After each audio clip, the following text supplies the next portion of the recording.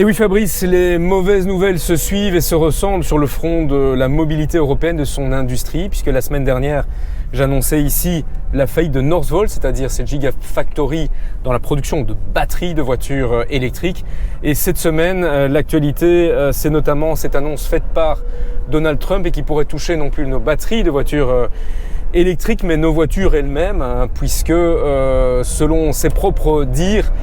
si nous n'achetons pas des voitures américaines, eh bien, il va taxer nos propres productions à hauteur de minimum 25%. Alors, pour ce qui est d'acheter des voitures américaines, eh bien, à l'exception de Tesla, qui est vraiment l'arbre qui cache un désert de production américaine,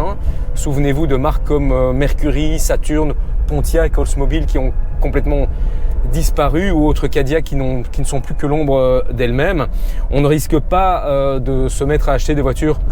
produite aux États-Unis. Le vrai danger, quel est-il? Eh bien, c'est de voir une partie, si pas toute, notre propre production de voitures européennes partir s'installer aux États-Unis pour éviter ces lourdes taxations, pour bénéficier de certains incitants et puis tout simplement pour bénéficier d'une énergie 3-4 fois moins chère que ce qu'elle est en Europe. Il n'est pas encore trop tard, mais espérons que l'Europe se mette d'un seul bloc pour éviter cette possible disparition de toute une filière, la production de voitures demain électriques et des batteries qui les composent. Espérons qu'il ne soit pas encore trop tard. Je vous laisse en tout cas méditer sur cette réflexion